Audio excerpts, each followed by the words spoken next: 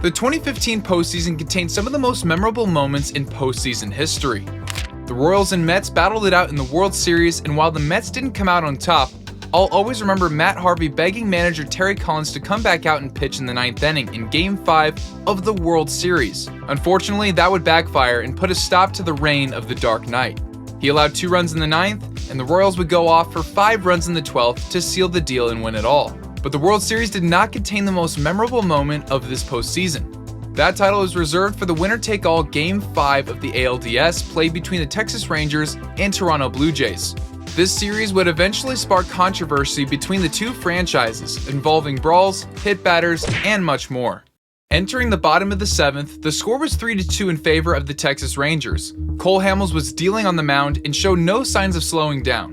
And this is where the chaos ensues. Russell Martin was the first batter up and hit a soft ground ball to Elvis Andrus, and he boots it. An error by Andrus allowed Kevin Pillar to come up with a runner on first and nobody out. At the time of the at-bat, he was 0 for 2 with 2 strikeouts. The camera then pans over to the bullpen, where 2 Texas Rangers are warming up, Jake Diekman and Sam Dyson. It served as some good foreshadowing of future events. Kevin Pillar put together a fantastic at-bat. He was fouling off everything Cole Hamels had to offer. At this point, he was several pitches over 100. Pillar had a great take and another foul ball to push the count to 1-2. Hamels then got Pillar to flail in an off-speed pitch on the outer half of the plate. He grounded it to first baseman Mitch Moreland. He turns to second with the intentions of getting the force out there because there was a 0% chance of getting a double play with Pillar's speed. Except that isn't what happened. Mitch Moreland had a tough time wrangling the ball and short-armed it to Elvis Andrus. While he was able to keep it in front, the Rangers were not able to get any outs. 2 routine ground balls put in play by the Blue Jays equated to 2 runners on and still nobody out. Cole Hamels now had 107 pitches and was now tasked with facing Ryan Goins in a spot that was anticipated to be a bunt situation. He was choking up on the bat and clearly had the intention to bunt when he squared around on the first pitch. Dalton Pompey pinch ran for Russell Martin following the first pitch to put some more speed on base.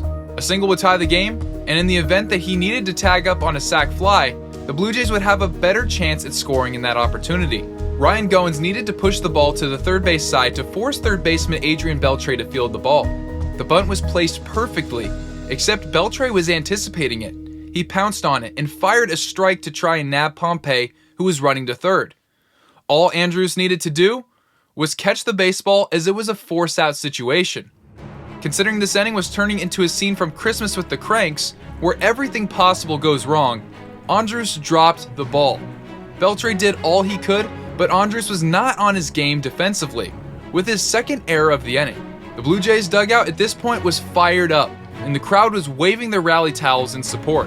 How could they not? The Rangers had 3 opportunities to get an out and weren't able to execute any of them. With the bases loaded and still nobody out, in stepped the speedy Ben Revere, who would be near impossible to turn a double play on. I just gotta say, Cole Hamels was incredibly composed considering his defense was letting him down time and time again this inning.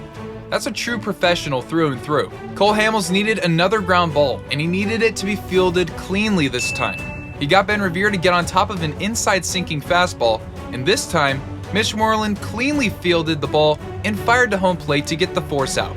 Jeff Bannister, the Rangers' manager, came out of the dugout to discuss with the umpire whether or not Dalton Pompey, when sliding into home, was out of the baseline to take out catcher Chris Gimenez.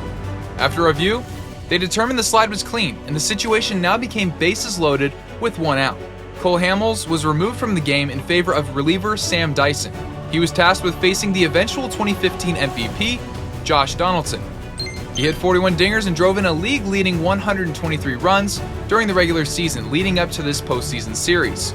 This would not be an easy out for Dyson. Although to be fair to Dyson, he was extremely successful with the Rangers during the regular season. Traded by the Marlins at the deadline, he would get into 31 games for Texas and posted a sparkling 1.15 ERA over 31 1/3 innings pitched. Wow. Dyson quickly fell behind Donaldson 2-0 and proceeded to pound him inside. He got Donaldson to hit a jam shot to second base, but it was just deep enough to cause some trouble. It got by the reach of Rougned Odor, but the Rangers were able to get the force out at second base. They may have gotten the second out of the inning, but the score was now tied at 3 apiece. In stepped the ever-dangerous Jose Bautista. Let's pause. Jose Bautista, starting in 2010, became one of baseball's best hitters. He led the league with 54 and 43 homers respectively in 2010 and 2011. He posted 40 homers in the 2015 season, leading up to the ALDS against the Rangers. Along with his crazy power numbers, he also walked as much as anybody. He led the league in walks in 2015 and drove in 114 runs. I don't think there was anybody better to come up in this spot for the Toronto Blue Jays. Bautista tried to ambush the first pitch and took an absolute daddy hack. He came up empty, but would immediately lay off a good pitch low and away to even up the count. With runners on the corners and 2 outs, all Dyson needed was one more to get the Rangers an opportunity to redeem their awful defense and put some runs on the board. Dyson, after going low and outside, tried to sneak another low fastball by him. He missed his spot, and Bautista made him pay. The 1-1 from Dyson. Bautista with a drive. Deep left field. No doubt about it. The fastball sat middle in, and Jose Bautista absolutely annihilated this baseball. The crowd immediately erupted in cheers so loud that New York probably could hear it.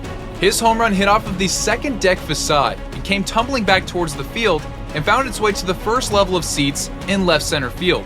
Jose Bautista single-handedly torched the Rangers this season and stole all of the hopes and dreams of Rangers fans with the hope that they could overcome a rough defensive inning.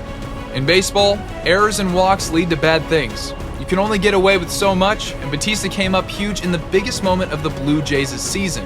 A 2-out, 2-on situation that allowed the Blue Jays to take a 6-3 lead. While Jose Bautista absolutely launched the baseball, he sent his bat into orbit. His bat flip is the most iconic of its kind in the history of the game. The way he strikes a pose and then throws his bat 10 feet in the air will never get old to me. It has so much flair and passion behind it and holds a lot of significance. The Blue Jays closer, Roberto Osuna, took the ball with 1 out in the 8th and picked up a massive 5-out save to send Toronto onto the ALCS, where they would match up against the Royals, whom, as we mentioned earlier, would be the eventual World Series winners.